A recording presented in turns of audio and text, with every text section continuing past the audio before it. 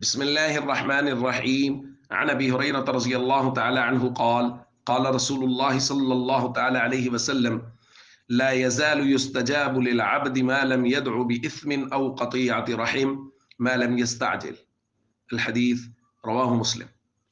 نبی کریم صلی اللہ علیہ وسلم نے ارشاد فرمایا، جب تک کوئی بندہ گناہ یا قطع رحمی کی دعا نہ کرے اور قبولیت کے معاملے میں جلد بازی نہ کرے تو اس کی دعا قبول ہوتی رہتی ہے۔ صحابہ کرام نے عرض کیا، یا رسول اللہ، یہ گناہ اور قطع رحمی کی بات تو سمجھ آ گئی، یہ جلد بازی والی بات، مل استعجال، یہ جلد بازی کرنے کا کیا مطلب ہے؟ آپ نے فرمایا جلد بازی کا مطلب یہ ہے کہ یقول، یوں کہنے لگ جائے، قد دعوت وقد دعوت، میں نے تو بڑی مرتبہ دعا مانگی ہے، بڑی مرتبہ دعا مانگی ہے، فلم ارى يستجيب لي، مجھے نہیں لگتا میری یہ دعا قبول ہوگی، فيستحسر عند ذلك، اس وقت یہ مایوس ہو کر تھک جاتا ہے، ويدع الدعاء، اور دعا کرنا چھوڑ دیتا ہے۔ حضور نے فرمایا یہ دعا کو چھوڑ دینا یہ جلد بازی ہے۔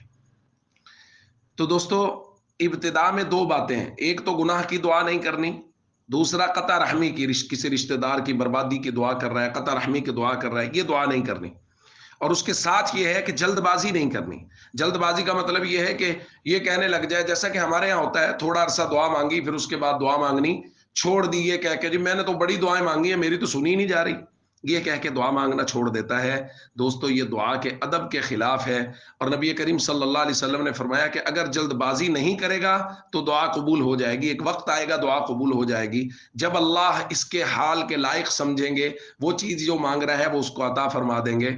اس لیے ہمیں جلد بازی نہیں کرنی، قطع رحمی کی دعا نہیں مانگنی، اور ہمیشہ پورے یقین کے ساتھ اللہ کی بارگاہ میں اپنی ضرورتیں اور حاجتیں پیش کرتے رہنا ہے اور اللہ سے دعا مانگتے رہنا ہے۔